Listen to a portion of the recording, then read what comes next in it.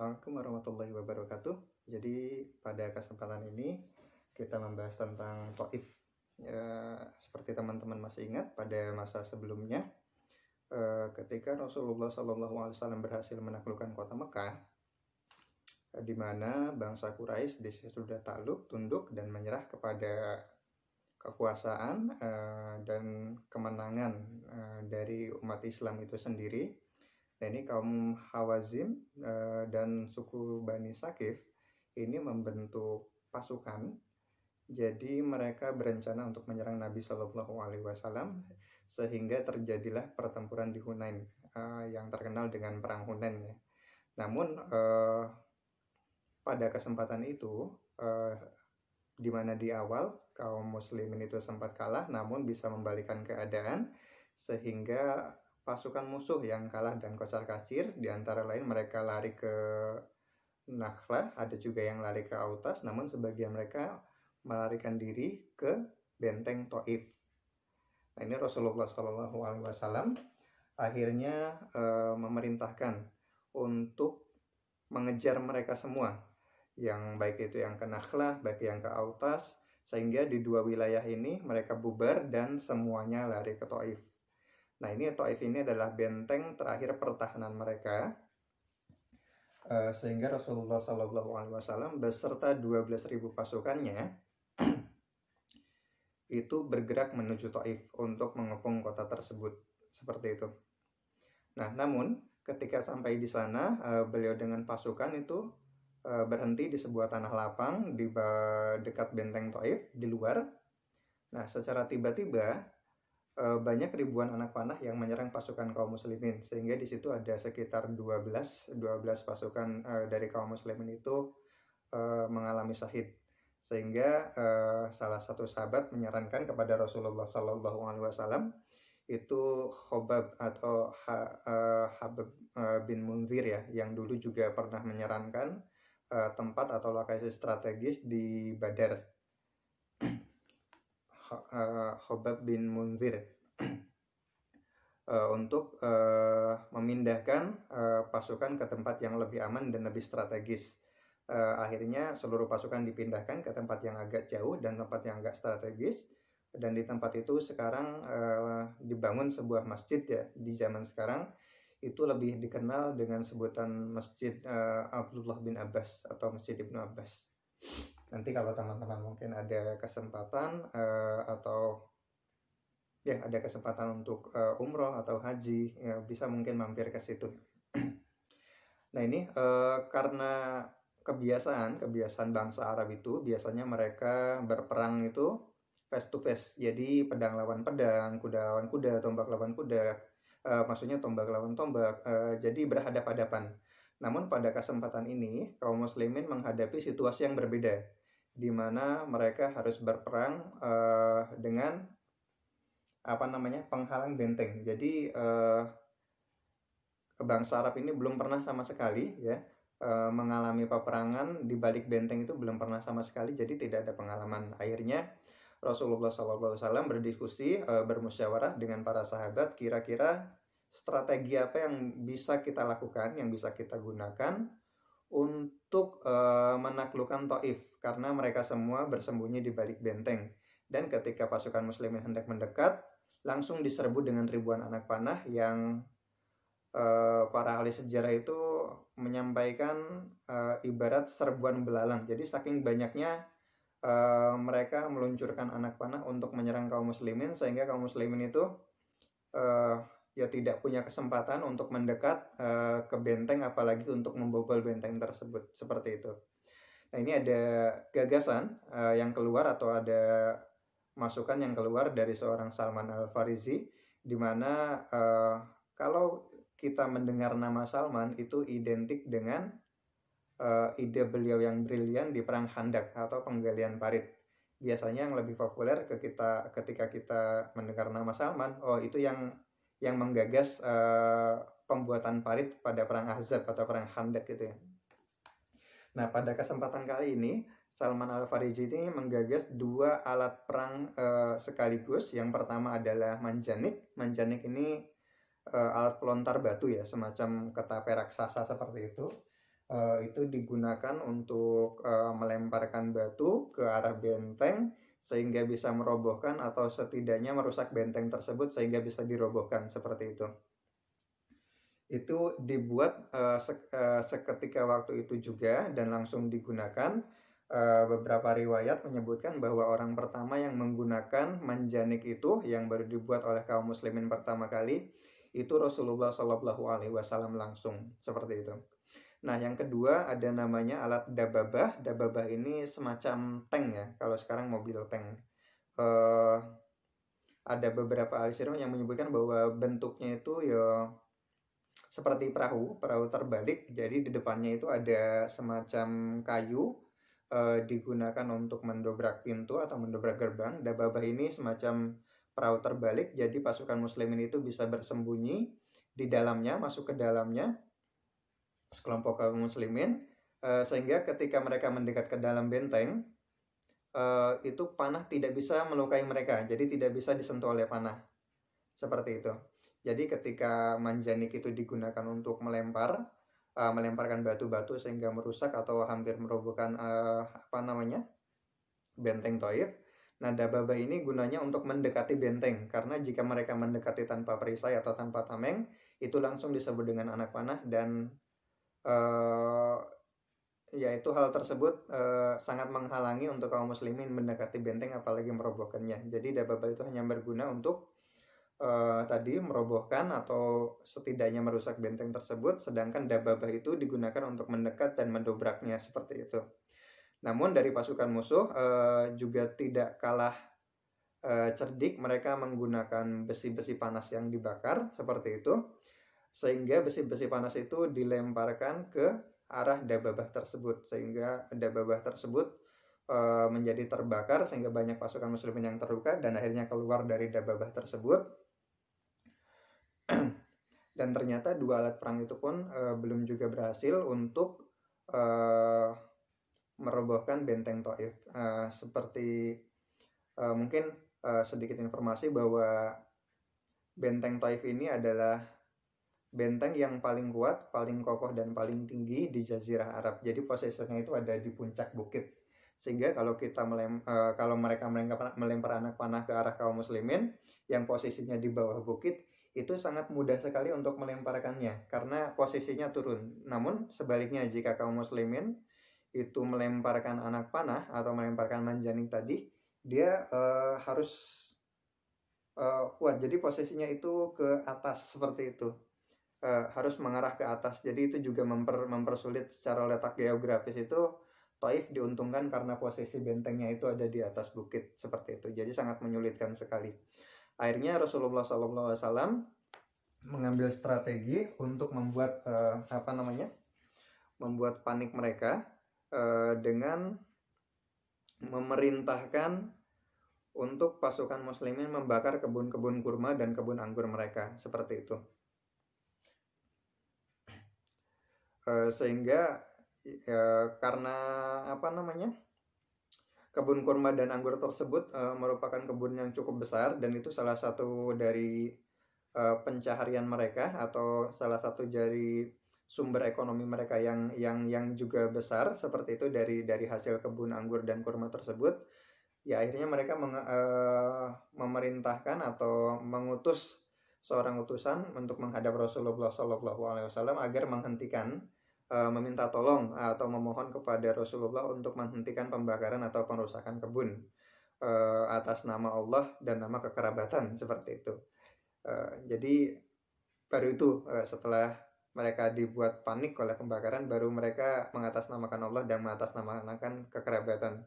Itu akhirnya Rasulullah karena permohonan mereka, karena bijaknya Rasulullah, akhirnya beliau menghentikan pembakaran dan pengrusakan kebun, sehingga namun mereka juga masih tetap belum menyerah. Jadi hanya memohon agar Rasulullah menghentikan pengrusakan terhadap kebun mereka, tapi itu tidak menyatakan bahwa mereka sudah menyerah terhadap kaum muslimin, seperti itu. Jadi bijaknya Rasulullah seperti itu, walaupun mereka belum menyatakan menyerah, ketika mereka memohon sesuatu kepada Rasulullah, Rasulullah kabulkan. Jadi menghentikan pengerusakan pada kebun-kebun mereka. Namun efek efeknya sudah sampai kepada mereka bahwa itu adalah sesuatu yang bisa mengacaukan pikiran mereka seperti itu. Nah, ketika hal itu pun belum bisa membuat pasukan musuh itu menyerah, yang berlindung di balik benteng Taif tersebut,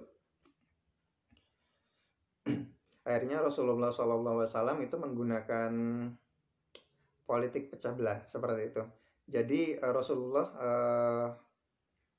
menginstruksikan kepada sahabat untuk menyeru kepada hamba-hamba sahaya dari pihak musuh, kepada budak-budak dari pihak musuh, apabila mereka bersedia untuk keluar dari benteng dan bergabung dengan barisan atau dengan pasukan muslimin, maka mereka akan dibebaskan dari perbudakan seperti itu. Karena dari zaman dulu ya, bahkan sebelum Rasulullah SAW diutus menjadi nabi atau diutus menjadi rasul, perbudakan itu memang sudah ada. Jadi bukan kaum muslimin yang melestarikan perbudakan, justru sebaliknya.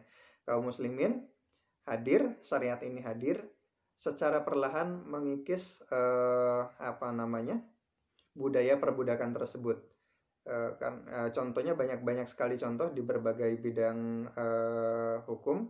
Misalkan pada saat kaum muslimin harus membayar denda tertentu, itu ada di antaranya dendanya itu membebaskan budak seperti itu. Dan pada kesempatan ini pun, ketika para budak-budak tersebut mau dan ikut bergabung kepada barisan kaum muslimin, ya maka mereka akan dibebaskan dari perbudakan. Jadi statusnya menjadi orang merdeka. Jadi bukan budak lagi seperti itu. Nah, mendengar instruksi tersebut, jadi secara diam-diam dan susah payah itu pada malam hari ya seperti itu. Jadi banyak yang keluar. Jadi menurut riwayat itu ada sekitar 23 orang budak yang keluar. Di antaranya ada yang bernama Abu Bakrah ya seperti itu, yang keluar dari benteng Taif dan bergabung kepada barisan muslimin. Dan mereka tentunya disambut dengan baik. Rasulullah SAW menyampaikan agar mereka diurus oleh kaum muslimin. Jadi keperluannya segalanya diurus dan mereka statusnya dimerdekakan dari status mereka sebagai budak seperti itu. Namun tidak hanya sampai di situ saja, Rasulullah juga mengorek informasi dari mereka kira-kira seperti apa keadaan di dalam, karena kan terhalang oleh bukit dan benteng Taif yang kokoh tersebut. Ya, kaum muslimin bahkan Rasulullah pun tidak tahu keadaan di dalam seperti apa, logistik mereka seperti apa, persediaan mereka seperti apa, senjata mereka apakah masih banyak, kira-kira mereka mampu bertahan sejauh mana, selama apa, seperti itu. Jadi hal-hal seperti itu yang Rasulullah SAW gali informasi dari orang-orang, dari hamba sahaya yang keluar dari benteng tersebut dan bergabung kepada barisan muslimin, sehingga didapat kesimpulan dari informasi-informasi tersebut bahwa pasukan musuh mempunyai logistik, diantaranya adalah cadangan makanan yang cukup banyak sehingga mampu bertahan selama 1 tahun penuh tanpa keluar benteng. Di samping itu juga persenjataan mereka lengkap, masih ada ribuan panah dan lain-lain seperti itu yang mereka sediakan untuk berperang dalam jangka waktu yang lama. Jadi mereka sudah prepare itu sebelumnya. Nah, sehingga mendengar fakta tersebut, mendapat fakta tersebut, akhirnya Rasulullah SAW juga berkonsultasi kembali kepada seseorang yang notabene mu'alaf ya, maksudnya belum lama masuk Islam. Itu adalah Naufal bin Muawiyah. Nah, ini beliau walaupun sahabat-sahabat baru ini, Naufal bin Muawiyah ini walaupun belum lama masuk Islam, cuman dia termasuk salah satu orang yang cukup ahli dalam bidang kemiliteran. Jadi ini salah satu hikmah juga, bahwa sekalipun ada seseorang yang baru bergabung dengan Islam, atau mungkin dia baru mengaji, atau mungkin dia baru hijrah atau lainnya, jika memang dia mempunyai suatu keahlian tertentu, atau dia memiliki keutamaan atau keahlian dalam bidang tertentu, misalkan mungkin dalam hal persenjataan, dalam hal alat komunikasi, dalam hal telekomunikasi atau dalam hal multimedia, sekalipun dia baru, namun dia mumpuni di bidang tertentu, itu tidak ada salahnya kita untuk berkonsultasi kepada mereka dalam hal-hal yang terkait dengan keahlian mereka, seperti itu. Nah, ini Naufal bin Muawiyah ini juga menyampaikan kepada Rasulullah suatu ungkapan yang cukup bisa dipertimbangkan oleh Rasulullah SAW. Sahabat mulia ini menyampaikan bahwa mereka, maksudnya musuh yang ada di balik benteng Taif itu, orang-orang Sakif dan Hawazin itu, mereka itu ibarat rubah di dalam lubang. Jadi seperti rubah di dalam lubang. Jika engkau terus menjaganya di depan, maksudnya jika engkau terus mengepungnya, tentu rubah itu akan tetap di dalam lubang. Jadi dia tidak akan keluar, dia akan bertahan di lubangnya, seperti itu. Namun jika engkau meninggalkannya, rubah ini pun tidak akan membahayakan bagimu. Maksud sahabat Naufal bin Muawiyah ini maksudnya, jika Rasulullah dan pasukannya tetap kekeh menyerang benteng tersebut, ini mereka akan tetap bertahan selama 1 tahun penuh. Itu dengan logistik mereka yang cukup. Namun di sisi lain, pasukan muslimin ini kan logistiknya terbatas, persenjataan juga terbatas, dan mereka juga banyak hal-hal yang mesti diurusi di samping mengurus selain mengurus musuh yang ada di balik benteng Taif ini, karena 1 tahun bukan jangka waktu yang sebentar ya, seperti itu. Ada di antara lain ada ribuan mu'alaf yang dari penaklukan Mekah yang baru masuk Islam, belum juga dari kabilah-kabilah lainnya, belum lagi Madinah yang ditinggalkan kosong. Jika sewaktu-waktu ada musuh yang menyerang, itu juga menjadi potensi yang membahayakan, seperti itu. Sedangkan Rasulnya atau Nabinya ini sibuk berperang selama 1 tahun, seperti itu. Itu kan hal-hal yang menjadi pertimbangan Nabi Shallallahu Alaihi Wasallam. Namun apabila mereka ditinggalkan, seperti yang tadi sahabat Naufal bin Muawiyah sampaikan, ini mereka pun tidak akan membahayakan. Jadi sekiranya Rasulullah meninggalkan pun mereka tidak akan membahayakan, karena mereka sudah tahu satu jazirah Arab sudah notabene sudah tunduk dan patuh terhadap Rasulullah SAW. Jadi sudah mengakui otoritas Rasulullah sebagai pemimpin dan sebagai Rasul, seperti itu. Sehingga mereka mau lari kemana, mereka tidak akan berani menyerang, mereka hanya bisa bertahan di dalam benteng itu saja, seperti itu. Maka atas pertimbangan tersebut Rasulullah SAW itu menginstruksikan agar pasukan dibubarkan. Jadi saat itu yang mendapat titah Umar bin Khattab, karena suaranya cukup lantang ya, seperti itu. Nah ini ketika Umar menyampaikan bahwa pasukan Rasulullah memerintahkan pasukan untuk mundur, ini ada di antara para sahabat-sahabat muda yang mungkin masih semangat jihadnya masih tinggi, masih menggebu-gebu, dan mereka juga masih sangat bersemangat, seperti itu. Mereka agak protes, lah kok pulang Taif ini kan belum kita taklukkan, kok sudah ada instruksi untuk pulang, kok kita pulang gitu loh, kok Taif kan belum takluk, kok kita pulang gitu kan, seperti itu.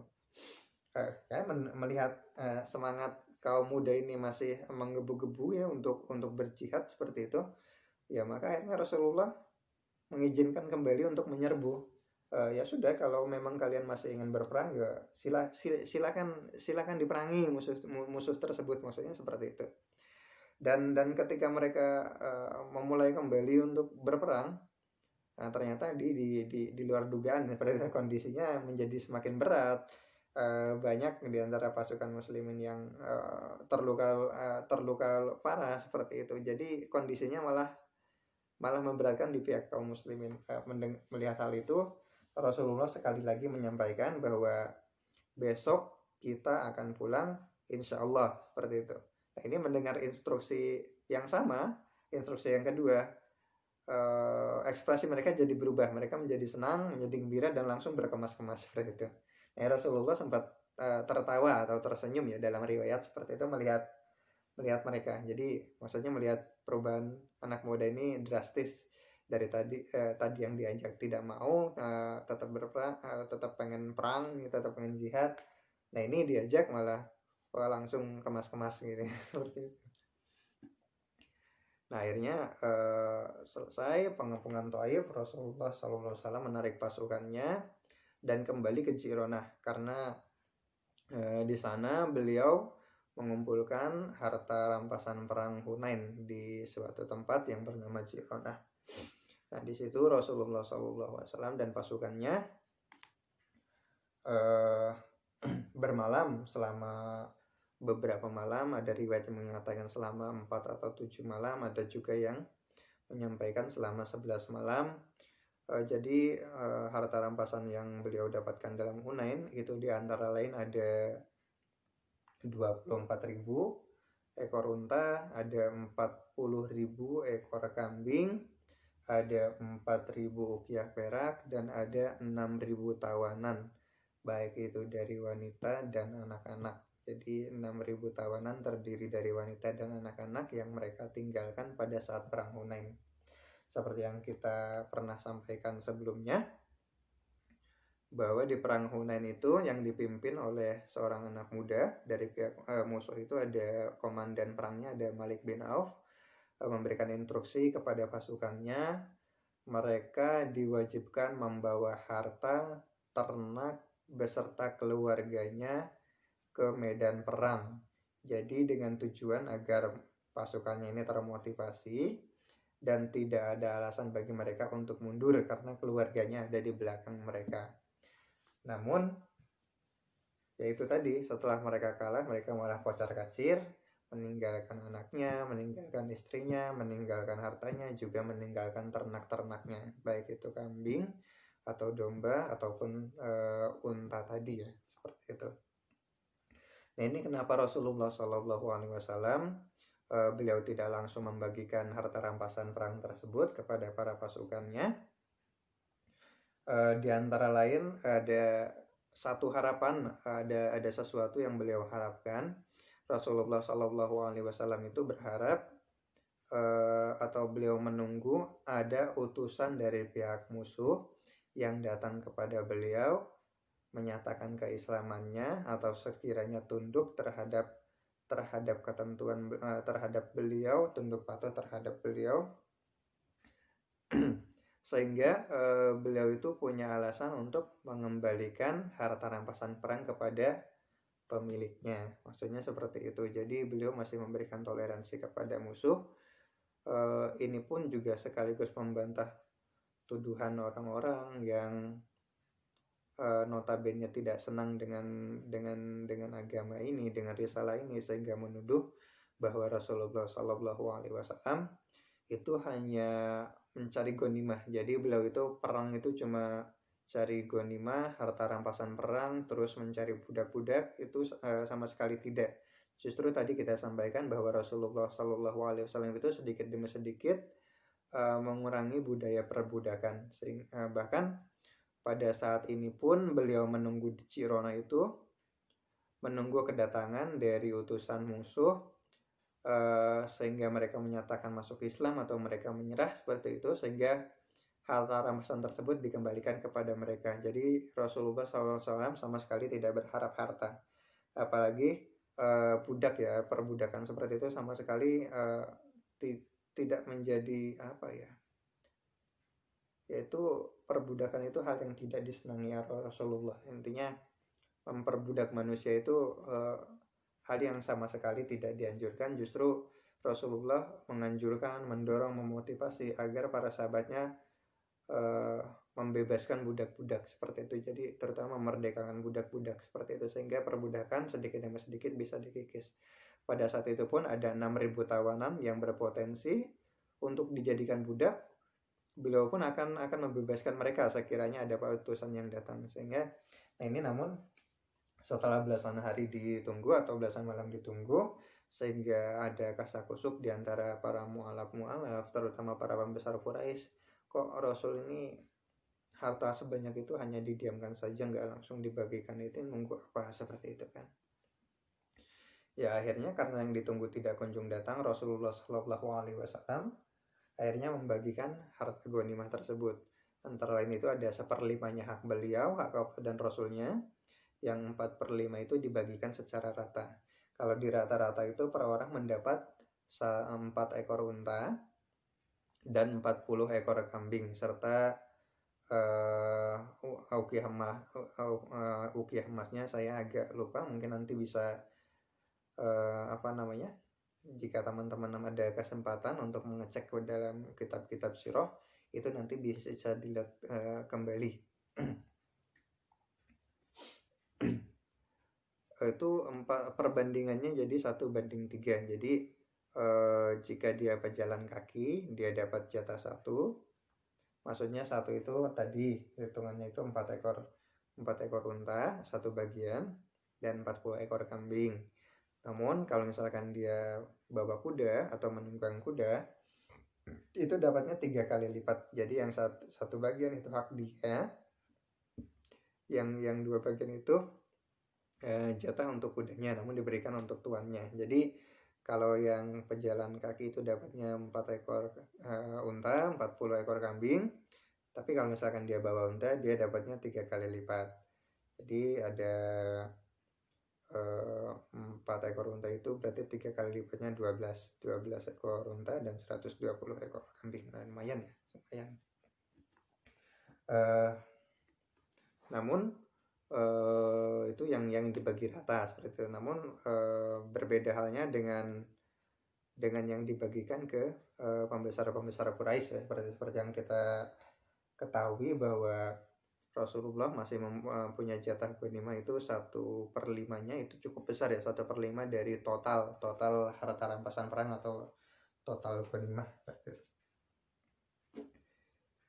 Itu Rasulullah membagikannya pada pembesar-pembesar Quraisy, diantaranya ada Abu Sofyan, itu dikasih 100 ekor unta. Namun Abu Sofyan merasa tidak puas hanya 100 ekor unta. Beliau minta tambah lagi. Gimana anak saya Yazid ya Rasulullah, masa yang dapat cuma saya, anak saya nggak dikasih, seperti itu. Maka Rasulullah SAW menginstruksikan kepada Bilal, kasih Bilal gitu. Akhirnya dikasih lagi sejumlah yang sama, jadi 100 ekor unta untuk Abu Sofyan, 100 ekor unta untuk Yazid anaknya, jadi 200 ekor unta. Abu Sofyan masih belum puas, gimana anak saya yang satunya ya Rasulullah, Muawiyah gitu kan. Masih minta lagi, sudah dikasih 200 ekor unta, masih minta lagi. Rasulullah kasih Bilal gitu. Nah, karena Bilal kan yang bagi, Rasulullah yang instruksikan Bilal yang membaginya, seperti itu.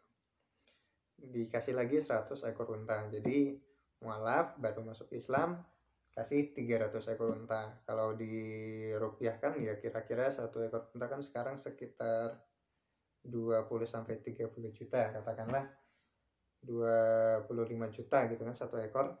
Kalau dikali 100 kan sudah 2,5 M ya. Itu kalau 100, kalau 300 berarti sekitar 7,5 M, 5 miliar, 7,5 miliar lah ya, angka yang cukup lumayan ya. Padahal masuk Islamnya belum lama, perangnya ya baru ikut perang Hunain saja, seperti itu. Sudah dapat 7 miliar lebih. Itu nominal yang cukup besar ya. Ya, selain Abu Sofyan ada juga yang dikasih, antara lain ada Suhail bin Amr. Itu kalau teman-teman masih ingat, Suhail bin Amr itu yang dulu bikin perjanjian Hudaybiyah dengan Rasulullah, yang Rasulullah menyampaikan, tulis dari Muhammad Rasulullah. Nah, Suhail bilang ini, kalau saya mengakui kamu Rasulullah, saya nggak bakal memerangi kamu gitu. Ganti aja Muhammad bin Abdullah. Akhirnya Rasul diganti, dari Suhail yang nulis perjanjian. Namun akhirnya jadi mualaf pada saat penaklukan Mekah kemarin ya, seperti itu. Selain itu juga dikasih Safwan bin Umayyah. Seperti yang kita tahu, Safwan itu kemarin beliau sempat melarikan diri, sempat kabur ke dermaga sehingga dijemput oleh sahabatnya. Diyakinkan bahwa Rasulullah menjamin keselamatannya kalau misalkan dia mau kembali. Akhirnya dia kembali, namun dia minta syarat kepada Rasulullah untuk berpikir-pikir dulu masuk Islam atau enggak gitu kan, selama 2 bulan. Dia minta waktu selama 2 bulan. Namun karena kebijakan Rasulullah menyampaikan, saya beri waktu kamu 4 bulan gitu kan. Dan ini pada saat pasukan Rasulullah beranjak ke Hunain untuk perang Hunain itu, Rasulullah juga sempat meminjam baju perang kepada Safwan itu sebanyak 100 buah atribut lengkap, serta ada ribuan tombak dan senjata karena kan Safwan ini termasuk produsen senjata, dan dia punya banyak stok perlengkapan perang itu di gudangnya seperti itu. Nah, akhirnya Safwan ini diberikan 100 ekor unta, tambah 100 ekor unta lagi, ditambah 100 ekor unta lagi, jadi totalnya 300 ekor unta lagi. Nah, ketika Safwan ini jalan-jalan, maksudnya jalan-jalan di sekitar Jironah itu bersama kudanya, dia melihat satu lembah atau satu tempat itu penuh dengan ternak, itu domba-domba itu penuh dengan ternak. Nah, Rasulullah melihat Safwan, ya, lalu bertanya, bagaimana menurut pendapatmu wahai Safwan, maksudnya hal yang dia lihat tersebut bagaimana menurut pendapatnya? Bagus ya Rasulullah gitu kan, kata Safwan. Terus Rasulullah tanya lagi, kamu suka? Oh, suka ya Rasulullah gitu. Kalau gitu itu untuk kamu ambil gitu. Wah, beneran ini gitu. Wah, akhirnya Safwan itu, ya setelah kejadian itu beliau menyatakan bahwa dia masuk Islam akhirnya, seperti itu. Karena ini pernyataan Safwan sendiri bahwa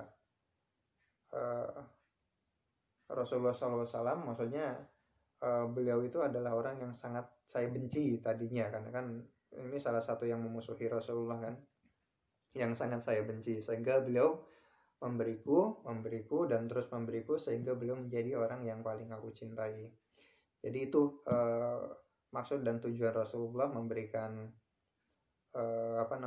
bagian yang cukup fantastis ya kepada pembesar-pembesar Quraisy, diantaranya itu untuk membeli hati mereka. Jadi supaya mereka tunduk, patuh terhadap Islam, sehingga mereka tidak mempunyai perasaan bahwa masuk Islam ini nanti miskin, nanti usahanya menjadi terhambat, atau nanti mungkin mereka menjadi melarat. Hal-hal tersebut dibantah oleh Rasulullah dengan perlakuan tersebut. Jadi pembagian harta besar-besaran terhadap mereka agar mereka yakin dan percaya terhadap agama yang baru mereka anut, seperti itu. Jadi sama sekali harta yang Rasulullah dapatkan, walaupun itu jatah beliau, sama sekali tidak digunakan untuk kepentingan pribadinya, tetap digunakan untuk kepentingan-kepentingan yang merujuk kepada dakwah dan kepentingan agama, seperti itu. Nah, ini karena pembagian Rasulullah yang cukup besar tadi, ya akhirnya banyak diantara, maksudnya ada beberapa orang yang merasa bahwa pembagian Rasulullah SAW ini terkesan tidak adil, berat sebelah. Jadi Rasulullah kok condong ke kaumnya gitu kan, condong ke kaum Quraisy, padahal ya pertimbangannya bukan itu, seperti itu. Di antara lain ada seorang Badu yang berkata bahwa wah, Rasulullah ini tidak adil gitu kan, pembagian harta rampasan perang ini tidak sesuai ketentuan Allah gitu kan, seperti itu.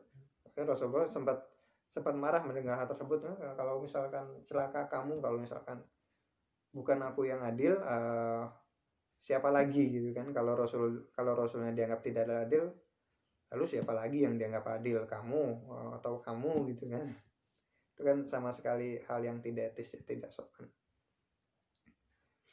Nah, selain hal tadi ya terjadi kasak-kusuk juga di antara kaum Ansor ya, karena kaum Ansor ini kan orang yang selalu ada di belakang Rasulullah pada situasi apapun, baik situasi genting sekalipun, seperti itu.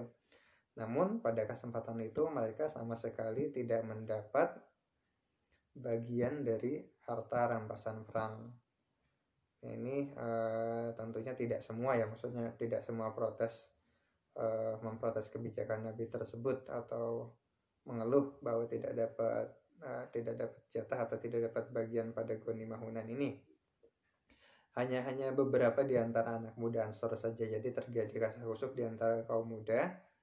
Kalau kita mungkin di grup WA-nya rame gitu kan, lah kok Rasulullah gini kita nggak dibagi gitu kan, padahal pedang-pedang kita masih basah dengan darah-darah mereka. Maksudnya pedang-pedang mereka masih basah digunakan, masih basah dengan darah-darah musuh gitu kan, untuk berjihad bersama Rasulullah SAW. Bahkan ada di antara mereka yang menyampaikan bahwa pada saat genting atau pada saat sulit kita dipanggil gitu kan oleh Rasulullah untuk berjihad, tapi ketika sudah dapat harta ghanimah, dapat harta rampasan perang, hartanya nggak dialihkan ke kita, malah yang dapat sana gitu kan.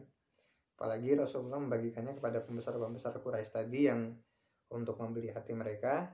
Namun mereka berpikir bahwa Rasulullah sudah menemukan kaumnya, jadi ada kemungkinan, mungkin ini dalam benak mereka ya, ada kemungkinan bahwa mereka akan ditinggalkan oleh Rasulullah dan Rasulullah kembali kepada kaum Quraisy, karena kaum Quraisy sudah bisa ditaklukkan dan notabene sudah masuk Islam, seperti itu di antara kasus yang terjadi. Namun sebelum kita bahas protes kaum Ansor, seperti yang kita ketahui bahwa jasa-jasa kaum Ansor ini cukup besar ya, jadi amat wajar kalau misalkan mereka merasa berhak atas ghanimah atau atas harta rampasan perang. Di antara lain bahwa mereka adalah batu bata dakwah pertama Islam ya. Rasulullah SAW kan kita tahu bahwa dakwah beliau di Mekah selama 13 tahun itu tidak menghasilkan apa-apa. Yang mengikuti atau yang memeluk agama Islam itu tidak sampai 150 orang selama 13 tahun lamanya. Yang ikut itu tidak sampai 150 orang.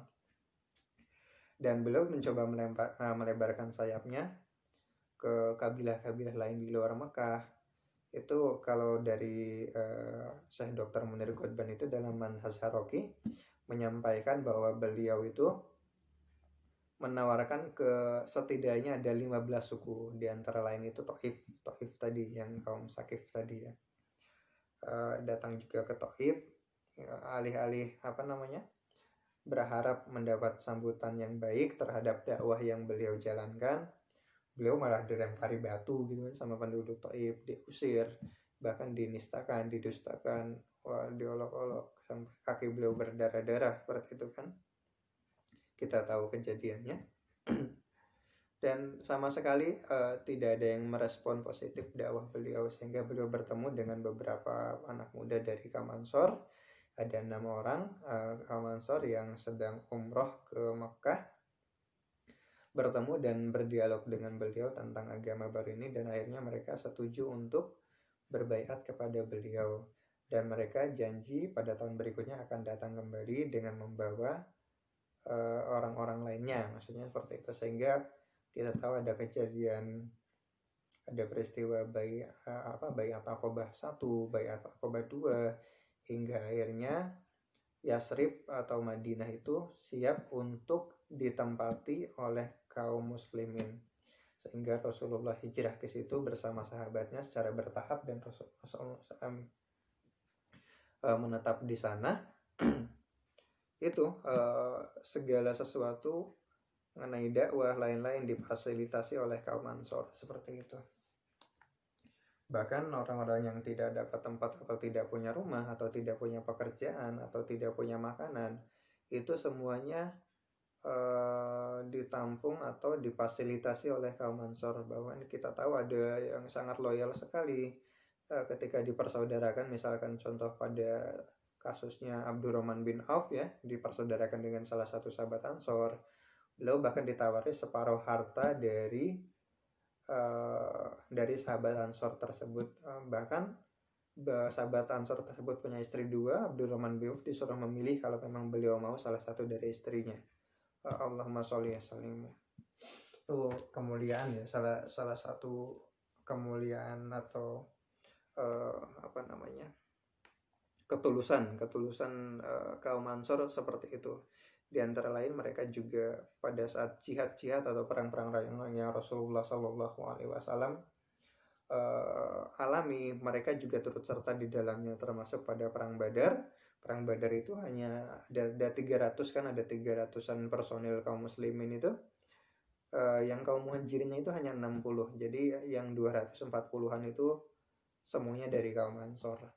Terakhir juga pada perang Uhud, kebanyakan yang syahid, ada 70 orang syahid itu kita tahu itu kebanyakan dari 60 lebih itu dari kaum Ansor yang syahid.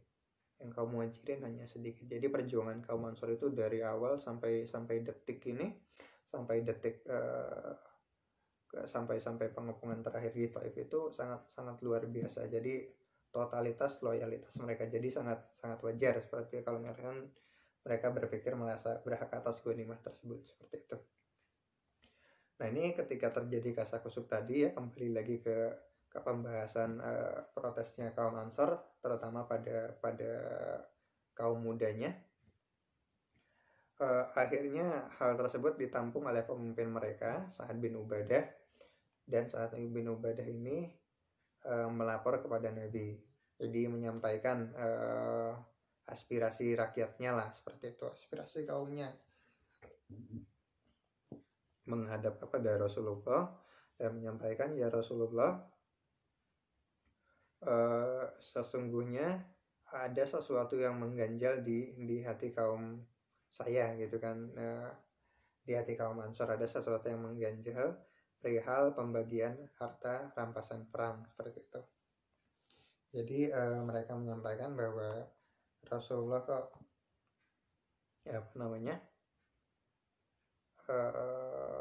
seolah tidak berpihak kepada mereka gitu kan, mereka lebih berpihak kepada bangsa Quraisy, jadi kaum Nabi SAW sendiri. Namun Sa'ad bin Ubadah ini menyampaikan secara sopan dan santun, jadi sekalipun kaum Ansor dalam posisi orang yang kecewa terhadap keputusan Nabi, ya mereka masih memiliki adab dan sopan santun, sehingga mereka berbicara kita saat menyampaikan pun dengan adab dan suara yang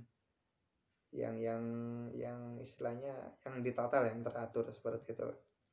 Kata-katanya tetap teratur, berbeda dengan orang Baduy tadi kan, yang kita sampaikan, ya Rasulullah nggak adil ini, nggak sesuai ketentuan Allah dan lain-lain, seperti itu kan. Itu bedanya kaum Ansor dengan yang lainnya. Maka Rasulullah bertanya kepada Sa'ad, lalu bagaimana pendapatmu, kira-kira kamu ada di posisi mana gitu kan. Sa'ad bin Ubadah ya tidak punya pilihan, menyampaikan bahwa saya tidak punya pilihan wahai Rasulullah kecuali bersama kaum saya, seperti akhirnya. Maksudnya saat juga sebenarnya merasakan hal tersebut, cuman beliau tidak berani bilang, tidak berani menyampaikan. Jadi beliau hanya menyampaikan, intinya hanya menyampaikan aspirasi dari kaumnya, dari kaum Ansor, seperti itu. Maka Rasulullah SAW memerintahkan untuk mengumpulkan kaum Ansor di salah satu tenda yang cukup besar ya. Kumpulkan mereka di tempat ini, seperti itu kan Rasulullah, salah satu tenda yang cukup besar. Tentunya tidak semua ya, hanya orang-orang yang bermasalah, maksudnya seperti itu, yang mereka protes terhadap kebijakan tersebut, seperti itu. Ini ada beberapa kaum Muhajirin yang ingin ikut, itu ditolak, maksudnya dilarang ikut. Jadi khusus kaum Ansor. Ini juga mengandung satu pelajaran atau hikmah ya, ketika kita ada masalah internal, mungkin di suatu kelompok kita atau di suatu organisasi kita, itu ada baiknya tidak diumbar keluar, jadi diselesaikan internal saja. Kalau misalkan Rasulullah sampai gini masalahnya dengan kaum Ansor, ada ganjalannya dengan kaum Ansor, ya selesaikan dengan kaum Ansor, tidak usah pasang status di WA atau lain-lain sehingga semuanya baca. Kalau sudah tersebar keluar kan asumsinya jadi berbeda, karena ada orang-orang yang hanya menilai dari tulisan saja, jadi tidak tahu kronologisnya seperti apa gitu kan. Ya itu diantaranya. Nah, ketika mereka semua sudah berkumpul di dalam tenda tersebut, di tempat tersebut yang ditentukan oleh Rasulullah, Sa'ad bin Ubadah menyampaikan kepada Rasulullah bahwa semuanya sudah ada di tempat. Dan Rasulullah SAW akhirnya datang ke situ, setelah itu memuji Allah dengan pujian yang selayaknya, yang sepatutnya, dan beliau langsung menyampaikan, saya tahu bahwa ada sesuatu yang mengganjal di hati kalian terhadap saya. Lalu selalu menyampaikan dengan nada yang tegas bahwa bukankah kalian dulu dalam keadaan tersesat, maksudnya kalian dalam keadaan syirik, menyembah berhala dan lain-lain gitu kan, lalu Allah memberikan petunjuk kepada kalian melalui aku, maksudnya petunjuk dalam agama Allah seperti itu kan. Lalu selanjutnya, bukankah kalian dulu dalam keadaan bercerai-berai, bermusuhan gitu kan, saling perang seperti itu.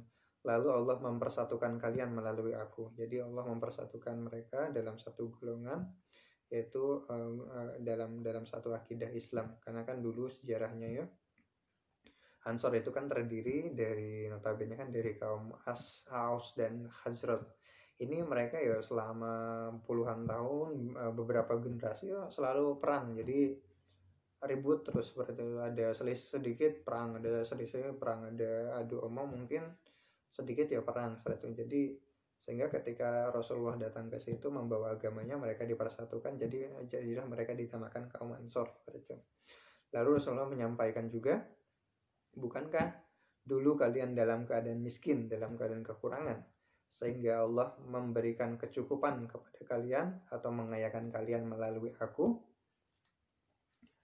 Jadi kita tahu bahwa ini notabene ini kan kenapa mereka berharap ghanimah ini, notabene ini kaum Ansor ini kan bukan orang kaya, walaupun ada beberapa mereka di antara mereka, mungkin 1-2 orang yang memiliki harta berlebih, namun notabene secara dominannya mereka itu orang biasa. Jadi seorang kaum petani lah seperti itu, karena kan mereka bertani atau berkebun atau mungkin mereka pengrajin. Jadi beda dengan orang-orang Quraisy yang notabene itu orang kaya, karena rata-rata orang Quraisy itu kan mereka saudagar, pedagang, dan dagangnya juga bukan dagang buka warung seperti itu.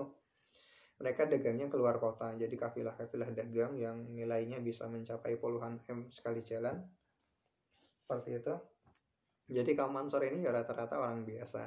Seperti misalkan contoh pada saat ada tamu gitu kan, ada tamu dari luar gitu kan, datang ke Madinah untuk bertemu Rasulullah, sehingga Rasulullah bertanya, adakah yang bisa menjamu gitu kan, yang bisa menjamu tamu tersebut. Ada sahabat Ansor yang mengangkat tangan.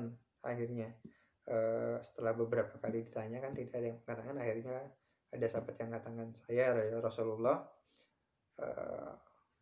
Sehingga tamu tersebut bermalam di tempat sahabat Ansor tadi yang menyanggupkan diri untuk menjamu.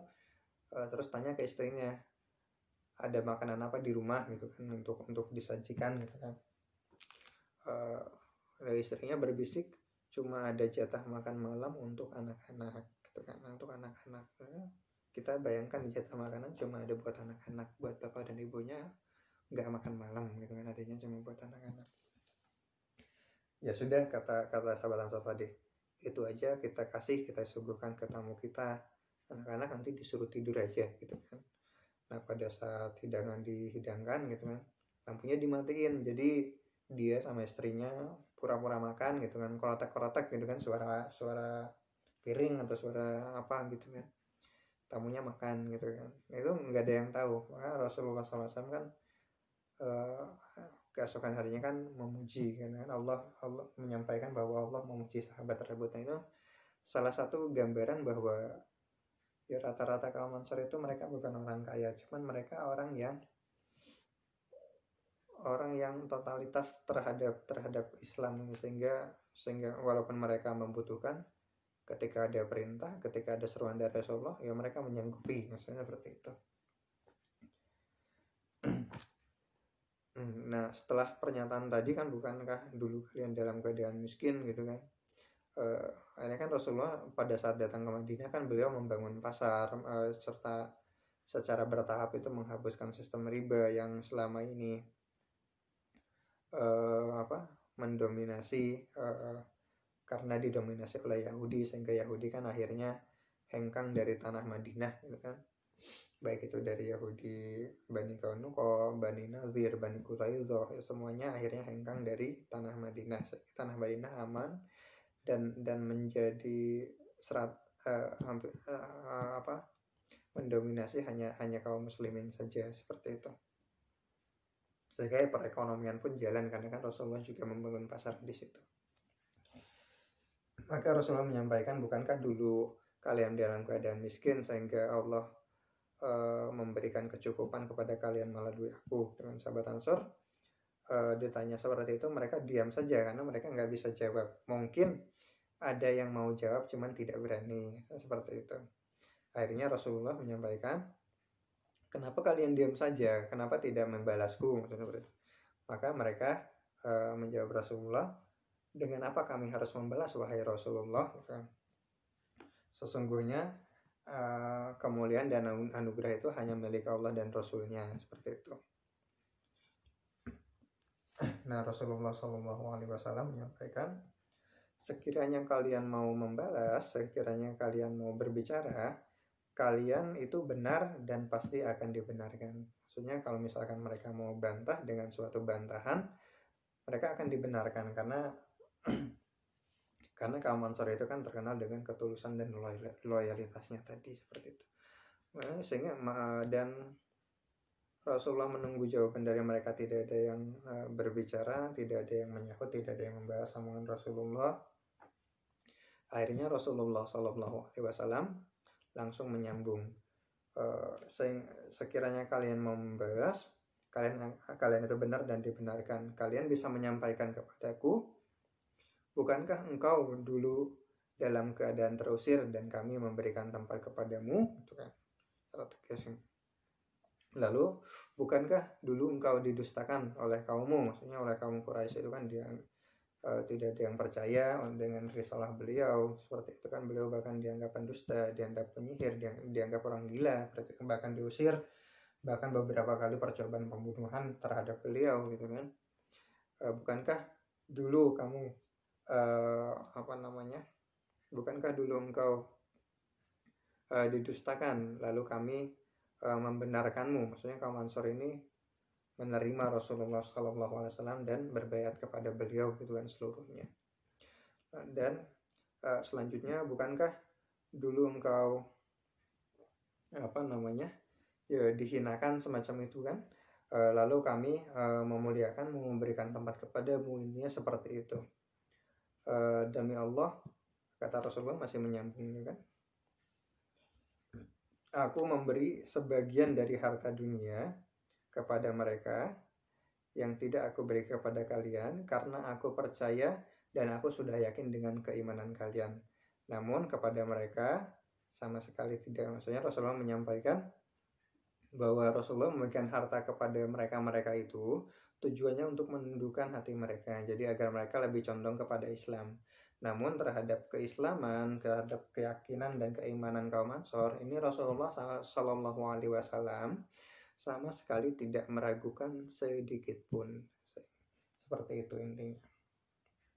Nah, lalu Rasulullah menyampaikan, apakah kalian tidak ridho jika orang-orang pulang membawa unta dan domba, maksudnya membawa harta rampasan perang tadi, sedangkan kalian pulang membawa Rasulullah?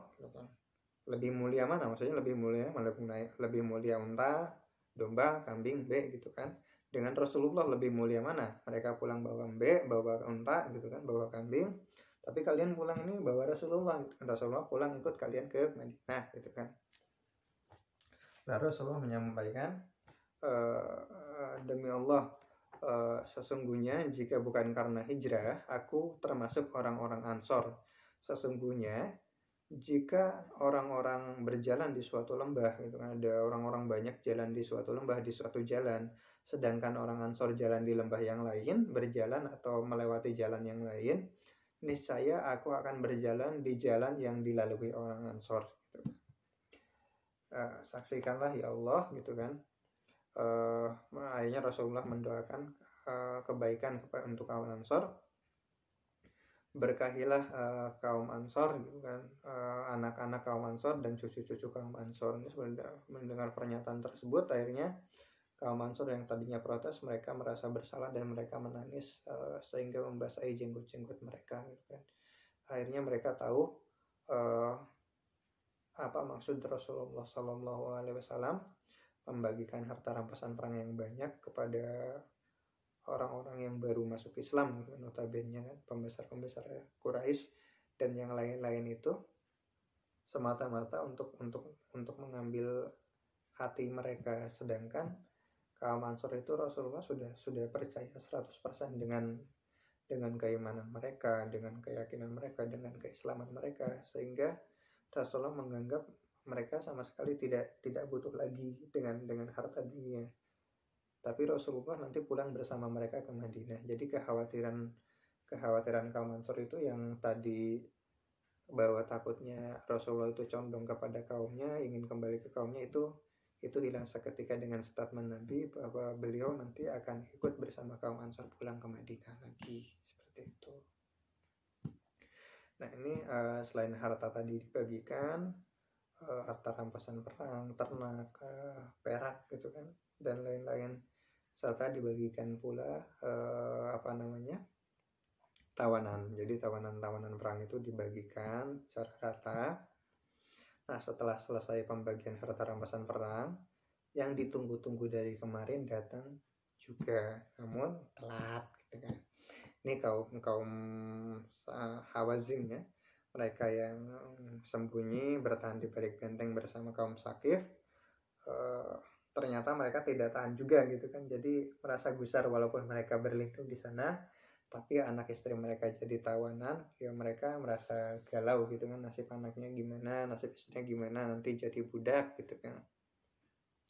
Mereka kepikiran gitu, akhirnya mereka mengutus 14 orang utusan untuk menghadap Rasulullah SAW ke Jirona, untuk menyatakan bahwa mereka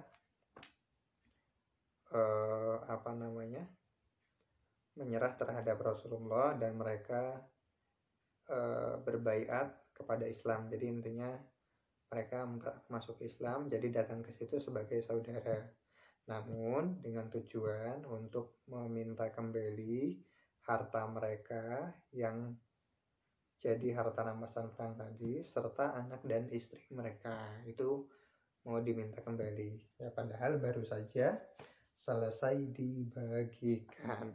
Gitu. Ini kalau misalkan diminta kembali seketika semuanya, tentu kan nanti ini berpotensi untuk membuat ledakan masalah baru. Lah kok baru dapat sudah diminta lagi gitu kan. Maka akhirnya Rasulullah SAW telah berdiskusi dengan mereka. Beliau menanyakan, kira-kira mana yang lebih kalian cintai gitu kan. Kalian kira-kira lebih milih mana? Lebih milih harta benda kalian atau istri dan anak kalian gitu. Intinya mereka disuruh milih oleh Rasulullah mana yang lebih kalian sukai, yang lebih kalian senangi, harta kalian atau anak istri gitu kan. Karena tidak mungkin untuk mengembalikan semuanya. Maka mereka menyampaikan, sesungguhnya kami tidak pernah membandingkan harta dengan anak istri. Maksudnya mereka lebih milih anak istrinya daripada harta. Harta kan bisa dicari gitu kan. Baik, akhirnya mereka sepakat dengan Rasulullah. Rasulullah menyampaikan, kalau begitu apa yang menjadi hakku dan haknya kaum Bani Muthalib, maksudnya sukunya Nabi itu kan, kabilahnya Nabi, itu saya kembalikan semuanya. Adapun punya orang-orang, nanti setelah sholat zuhur ya, kamu bangkit dan kamu sampaikan bahwa kamu datang sebagai saudara dan meminta pertolongan kepada Rasulullah, kepada kaum muslimin melalui Rasulullah untuk mengembalikan anak istri mereka, dan meminta pertolongan kepada Rasulullah melalui kepada kaum muslimin, maksudnya meminta kepada Rasulullah melalui kaum muslimin, nanti minta pertolongan kaum muslimin untuk ngomong ke Rasulullah untuk minta kembali istri dan anak-anak mereka gitu kan. Jadi dibolak-balik, itu yang diajarkan Nabi. Ya akhirnya setelah sholat zuhur, mereka melakukan apa yang diinstruksikan oleh Nabi. Perwakilan dari mereka berdiri dan menyampaikan bahwa mereka masuk Islam, itu dari utusan suku Hawazin tadi, dan meminta kepada Rasulullah untuk memintakan kepada kaum muslimin untuk mengembalikan anak dan istri mereka yang menjadi tawanan, serta meminta tolong kepada kaum muslimin untuk meminta kepada Rasulullah untuk mengembalikan harta dan Maksudnya bukan harta istri dan anak-anak. Kalau harta tadi sudah tidak bisa ya, karena sudah terlanjur dibagikan. Akhirnya Rasulullah walaupun tadi sudah kesepakatan, beliau menyampaikan kembali apa yang menjadi hakku, apa yang ada padaku dan pada Bani Muthalib, itu saya kembalikan semuanya. Mendengar hal tersebut, kaum Mansur langsung menyahut, apa yang menjadi hak kami kembalikan kepada Rasulullah. Tadi kaum Mansur yang protes tadi masalah kurangnya jatah mereka pembagian harta rampasan perang, semuanya pada saat mereka dapat jatah budak gitu kan, jatah hamba saya, mereka kembalikan seketika pada saat ada permohonan dari Nabi gitu kan. Jadi kaum Muhajirin juga tidak kalah, semuanya dikembalikan, kecuali ada orang-orang pembesar-pembesar Quraisy dan suku-suku Badui itu yang tidak mau mengembalikan. Akhirnya Rasulullah memberikan kebijakan, kalau memang ada orang-orang yang tidak ikhlas mengembalikan, ingin mempertahankan haknya, itu memang sudah menjadi haknya. Namun kalau mereka mengembalikan, nanti diganti 6 kali lipat dari jatah mereka yang pertama. Itu seperti itu. Sehingga akhirnya para istri dan anak-anak yang menjadi tawanan yang 6.000 itu semuanya dibebaskan oleh Rasulullah SAW. Jadi tidak ada satupun yang menjadi budak. Seperti itu.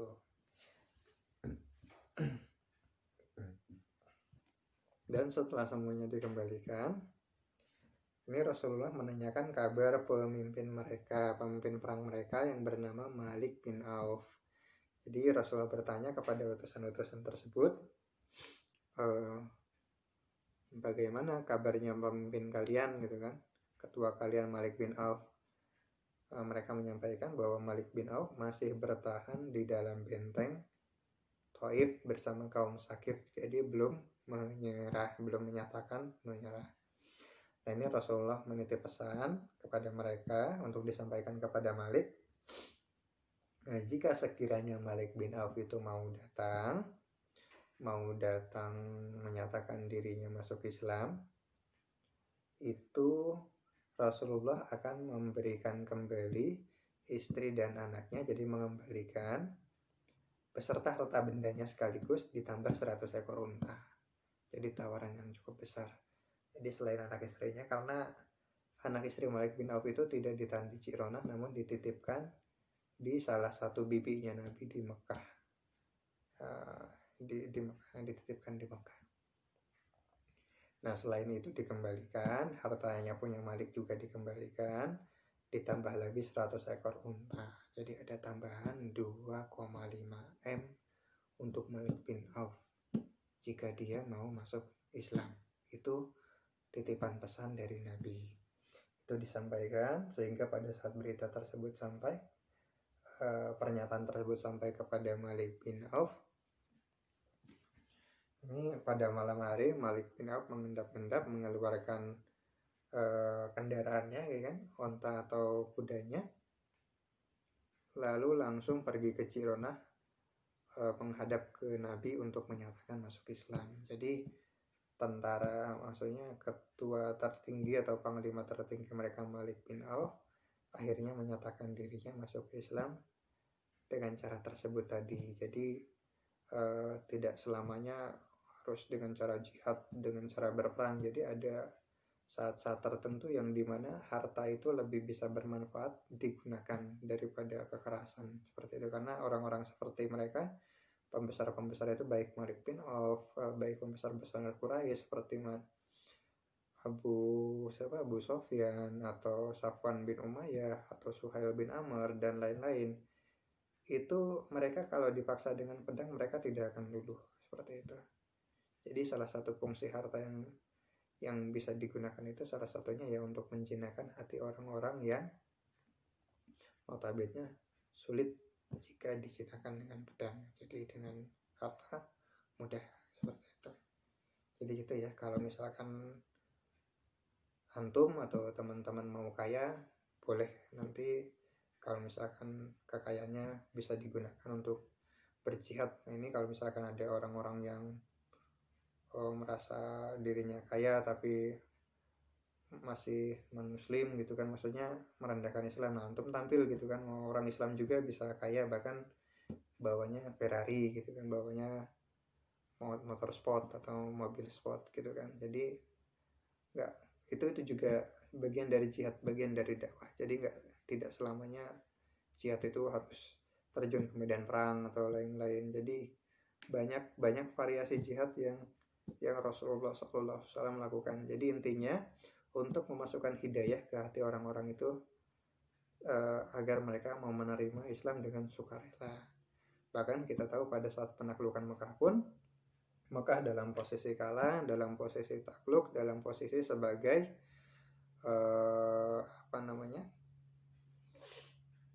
posisi orang yang kalah lah, orang yang kalah. Itu pun tidak satupun dari penduduk Mekah yang bahkan selama 20 tahun lebih memerangi Nabi, bahkan berkali-kali melakukan percobaan pembunuhan terhadap Nabi, tidak satupun yang dipaksa masuk Islam pada saat penaklukan Mekah. Mereka masuk Islam dengan sukarela. Itu ya. Mungkin itu dari kami, mudah-mudahan ada hikmah yang bisa diambil atau pelajaran yang bisa dipetik ya. Nanti kita bertemu lagi pada kesempatan selanjutnya. Assalamualaikum warahmatullahi wabarakatuh.